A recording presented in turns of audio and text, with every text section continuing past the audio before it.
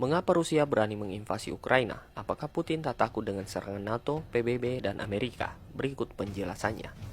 Pertama, NATO tak bisa berbuat banyak untuk Ukraina. Andai saja Ukraina telah menjadi bagian dari NATO, maka wajib hukumnya untuk NATO membantu Ukraina berperang melawan Rusia. Sayangnya, saat ini Ukraina belum menjadi anggota NATO, sehingga tak ada kewajiban untuk ikut campur. NATO pastinya berpikir ribuan kali jika ingin membantu Ukraina, karena hal ini justru akan membuat Putin punya alasan untuk menyerang negara-negara dari anggota NATO lainnya. Dan tentu saja tidak ada negara yang benar-benar ingin berperang jika tidak dalam kondisi terpaksa. Dan saat ini tak ada negara yang benar-benar siap menghadapi Rusia, karena perang menghabiskan sumber daya yang besar, dan saat ini sebagian besar negara sedang kesulitan secara ekonomi akibat terdampak COVID. Sejauh ini memang sudah banyak negara yang memberikan bantuan dan dukungan terhadap Ukraina berupa senjata dan alat tempur, tapi belum ada negara yang benar-benar berani melibatkan tentara mereka untuk berkonfrontasi dengan pasukan Rusia. Kedua, PBB pun tak bisa berbuat banyak untuk menghentikan serangan Rusia ke Ukraina, karena Rusia adalah satu dari 5 negara yang memiliki hak veto di PBB.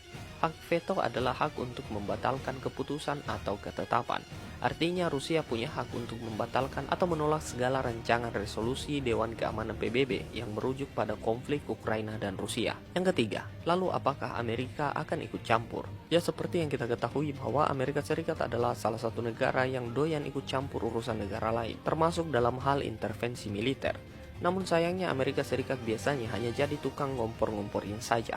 Mereka tak benar-benar berani melancarkan serangan militer ke Rusia dalam konteks ini, karena kepentingan Amerika atas Ukraina tidak lebih besar dari kepentingan Rusia atas penguasaan Ukraina.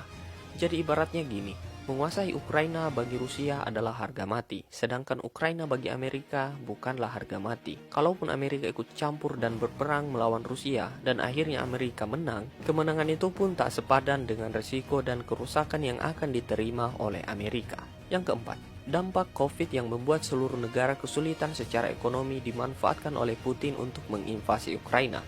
Negara-negara adidaya seperti Amerika Serikat berpikir ribuan kali untuk terlibat konflik militer saat ini, karena sebagian besar negara saat ini sedang berusaha untuk membenahi perekonomian mereka akibat gempuran COVID. Belum lagi perang dagang Tiongkok dengan Amerika Serikat yang belumlah usai. Tentu saja Amerika Serikat tidak ingin menambah-nambah beban dengan berperang melawan Rusia secara langsung.